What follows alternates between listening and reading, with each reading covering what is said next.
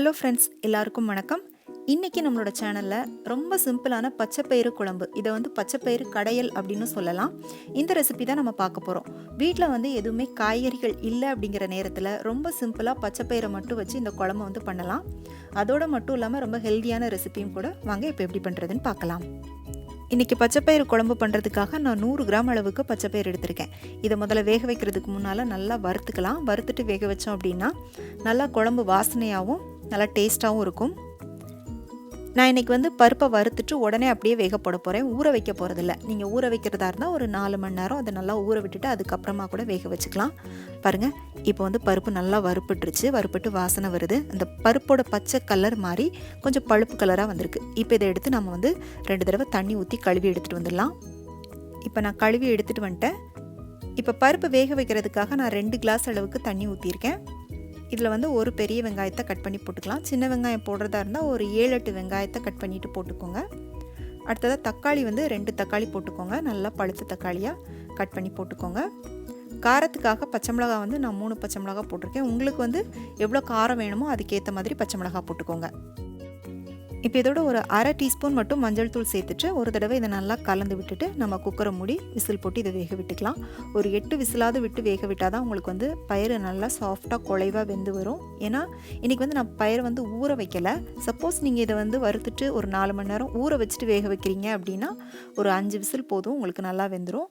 இப்போ நான் வேக வச்சு எடுத்துட்டேன். பாருங்கள், நம்ம ஊற்றின அந்த 2 கிளாஸ் தண்ணியும் நல்லா கரெக்டாக வற்றி பயிறு நல்லா வெந்து வந்திருக்கு.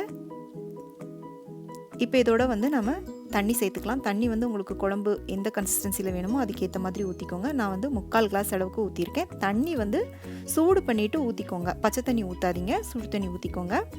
ஊற்றிட்டு இதை நல்லா மசிச்சுக்கோங்க.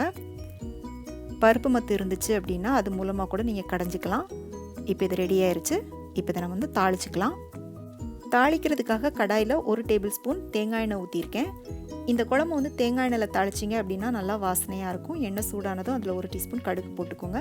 இது பார்த்திங்கன்னா மல்லி விதை 1 டீஸ்பூன் எடுத்திருக்கேன். அதை ஒன்றும் பாதியமாக உடச்சி வச்சுருக்கேன். அதை இதோட போட்டுக்கலாம். அதே மாதிரி சீரகத்தையும் உடச்சி வச்சுருக்கேன். சீரகமும் 1 டீஸ்பூன் எடுத்திருக்கேன். உங்கள்கிட்ட சின்ன உரல் இருந்துச்சுன்னா அதில் கூட நீங்கள் தட்டிட்டு போட்டுக்கலாம். 2 காஞ்ச மிளகாய் கிள்ளி போட்டுக்கோங்க. அடுத்ததாக பார்த்தீங்கன்னா ஒரு 5 பல் பூண்டை தோல் உரிச்சிட்டு தட்டி வச்சுருக்கேன். அதையும் போட்டுக்கலாம். பூண்டை நம்ம கட் பண்ணி போடுறத விட இந்த மாதிரி தட்டி போட்டு தாளிக்கிறப்ப நல்லா வாசனையாக இருக்கும். உங்களுக்கு இந்த மல்லியை உடச்சி போட பிடிக்கலை, வாயில் கடிப்படுறது பிடிக்காது அப்படின்னா நீங்கள் கொஞ்சமாக மல்லித்தூள் கூட சேர்த்துக்கலாம். இப்போ வெங்காயம் ஒரு பாதி வெங்காயத்தை பொடி பொடியாக கட் பண்ணி போட்டு தாளிச்சிக்கலாம். சின்ன வெங்காயம் போட்டிங்க அப்படின்னா ஒரு 5 வெங்காயத்தை மெல்லிசாக கட் பண்ணி போட்டுக்கோங்க. இப்போ இந்த வெங்காயம் நல்லா ப்ரௌன் கலராக வர்றது வரை வதக்கிக்கோங்க. பாருங்கள், வெங்காயம் இந்த அளவுக்கு நல்லா ப்ரௌன் கலரில் ஃப்ரை ஆகணும். இப்போ இதோட நம்ம வேக வச்ச பச்சைப்பயிரை ஊற்றிக்கலாம். ஊற்றிட்டு ஒரு தடவை நல்லா கலந்து விட்டுக்கோங்க. இப்போ குழம்புக்கு தேவையான அளவுக்கு உப்பு சேர்த்துட்டு நல்லா கலந்து விட்டுக்கோங்க. நல்லா சூடான சாதத்தில் இந்த குழம்பை ஊற்றிட்டு 1 ஸ்பூன் நெய் விட்டு நம்ம கலந்து சாப்பிடும்போது ரொம்ப நல்லாயிருக்கும். குழந்தைங்களுக்கும் ரொம்பவே பிடிக்கும்.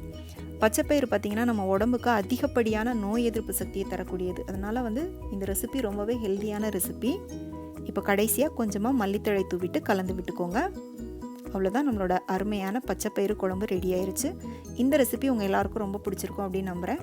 பிடிச்சிருந்துச்சு அப்படின்னா லைக் பண்ணிவிட்டு உங்கள் ஃப்ரெண்ட்ஸ் அண்ட் ஃபேமிலிக்கு ஷேர் பண்ணுங்கள். நீங்கள் இன்னும் நம்மளோட சேனலை சப்ஸ்கிரைப் பண்ணலை அப்படின்னா சப்ஸ்கிரைப் பண்ணிக்கோங்க. மீண்டும் வேறொரு ரெசிபியோடு சந்திக்கிறேன். நன்றி, வணக்கம்.